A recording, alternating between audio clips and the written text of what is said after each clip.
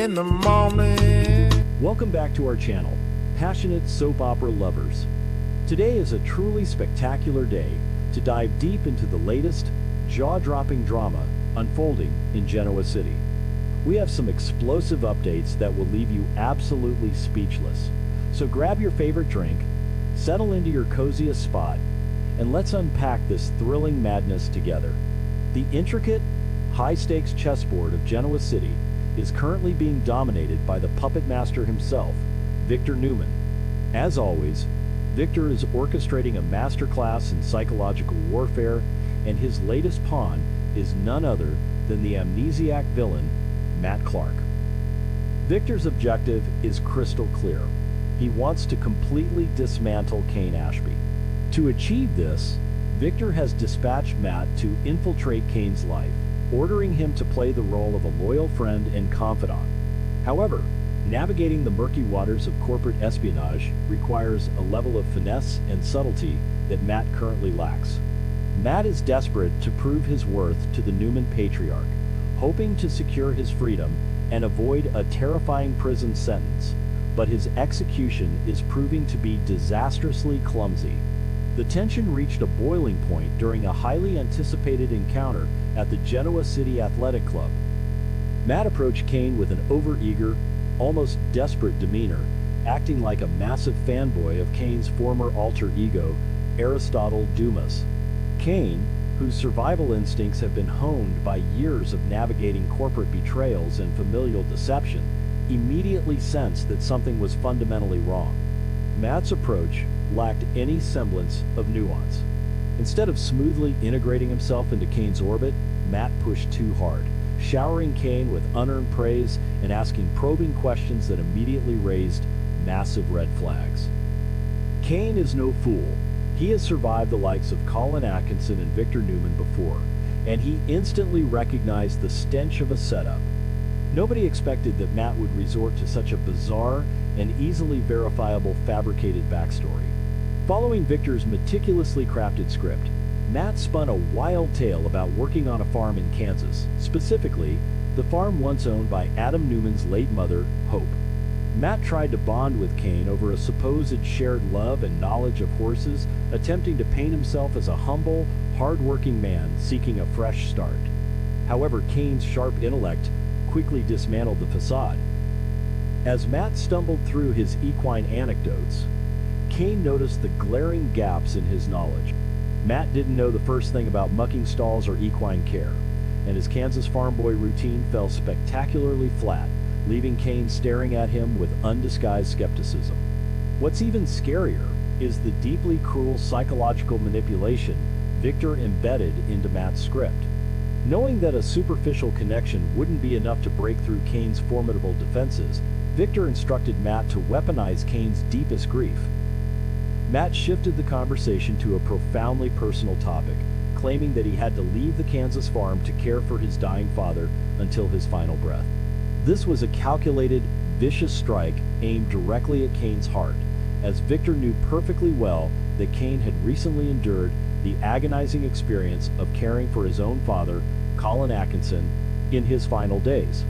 Matt even had the audacity to claim he was deeply moved after hearing about Kane's devotion to Colin, attempting to forge a trauma bond built entirely on a foundation of toxic lies. Despite the emotional violation, Kane's fortitude remained unbreakable. Instead of falling into the emotional trap, Kane's suspicions solidified into absolute certainty. The sheer convenience of this stranger knowing so much about his deeply personal trauma with Colin Atkinson was too glaring to ignore. Kane coldly rejected Matt's manipulative overtures, refusing to offer the vulnerability and trust that Matt so desperately sought.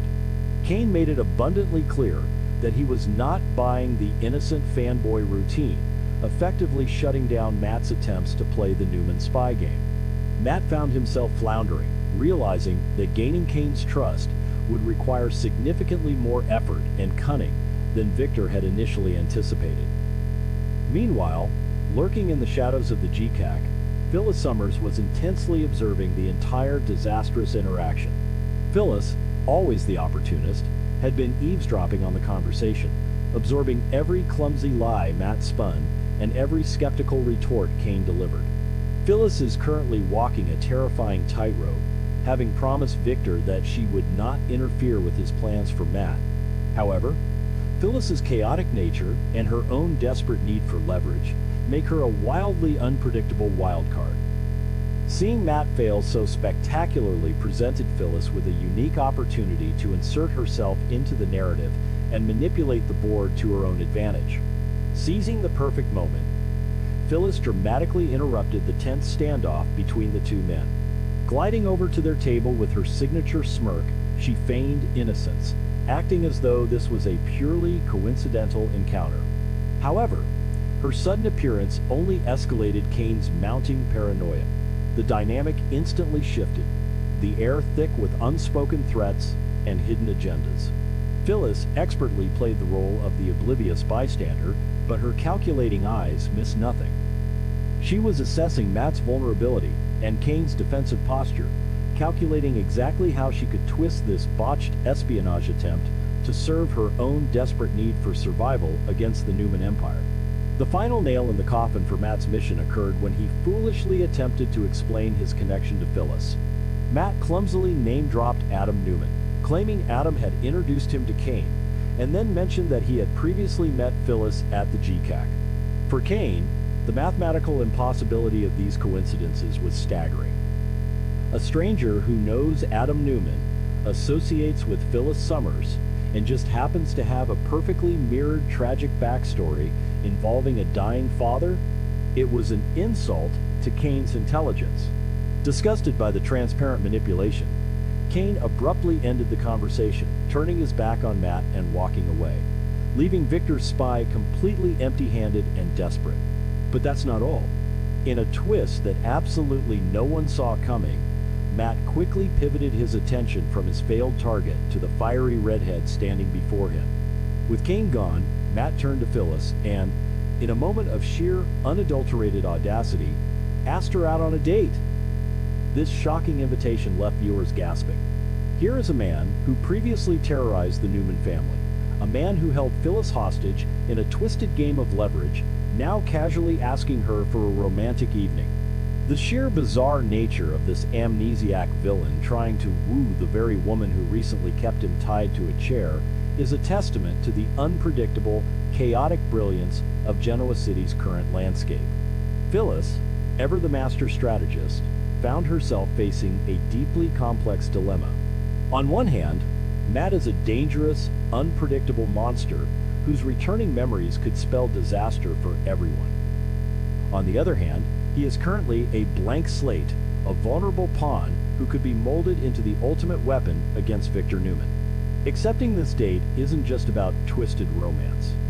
It's a calculated, high-stakes power play. Phyllis knows that keeping Matt close allows her to monitor his recovering memories, control the narrative, and potentially sabotage Victor's grand revenge scheme from the inside. The undeniable, toxic chemistry simmering between them only adds a layer of dangerous allure to this shocking development. The drama then violently shifted to the highly anticipated grand opening of the Shadow Room. The atmosphere was electric, pulsating with music and hidden tensions. For Noah Newman, this club is his sanctuary, a place to rebuild his life and escape the traumas of his past. However, that sanctuary was brutally violated the moment Matt Clark walked through the doors. Seeing the man who orchestrated the Las Vegas explosion, the man who nearly killed his father Nick, and the man who caused his girlfriend Sienna so much agony, ignited a primal, uncontrollable rage within Noah. The trauma of the past came rushing back, transforming the celebratory night into a ticking time bomb. Unable to contain his fury, Noah deliberately sought out Matt, determined to provoke the amnesiac villain. Noah verbally attacked Matt, pushing his buttons, desperately trying to crack the innocent facade and expose the monster lurking beneath the surface. Noah's provocations were deeply personal, laced with the venom of a son who almost lost his family to Matt's psychotic games. Noah wanted Matt to snap, to prove to everyone that the amnesia was a lie, or at the very least, to punish the man who had inflicted so much pain. The confrontation was explosive, drawing the attention of the entire club as Noah relentlessly poked the sleeping bear. In a moment of supreme irony, it was Phyllis Summers who stepped in to play the unlikely role of peacemaker. Seeing her potential new asset being backed into a corner by a furious Newman, Phyllis intervened, placing herself directly between Noah's righteous anger and Matt's confused defensiveness. Phyllis desperately tried to de-escalate the situation, urging Noah to back down and reminding him that Matt currently has no memory of his past atrocities. Phyllis's intervention wasn't born out of altruism. It was a desperate attempt to protect her pawn. She needs Matt calm and compliant, and Noah's aggressive provocations threatened to trigger a violent episode that could ruin all her carefully laid plans. Away from the suffocating drama of Matt Clark and the Newmans, a beautiful, resilient romance is blossoming once again. Kane Ashby and Lily Winters are finding their way back to each other, their bond strengthening with every passing day. The trauma of Malcolm's illness and the intense pressure of the corporate world have stripped away their past resentments, leaving only a profound, enduring love. They are becoming closer than ever, sharing intimate moments of vulnerability and mutual support. Kane's unwavering dedication to Lily and his willingness to sacrifice everything for her family has reignited the passionate flame that once made them Genoa City's most beloved super couple. However, their romantic resurgence is not without its massive challenges. Lily and Kane are currently standing shoulder to shoulder, forming an impenetrable united front against the numerous threats circling Chancellor Industries. The most dangerous threat of all comes from within their own family, Billy Abbott. Billy's lifelong toxic obsession with claiming Chancellor as his birthright has transformed him into a relentless adversary. He is actively plotting to undermine Kane's authority and steal the CEO position, willing to destroy Lily's happiness in the process. Kane and Lily must rely on their renewed trust and formidable business acumen to protect their legacy from Billy's vindictive corporate warfare.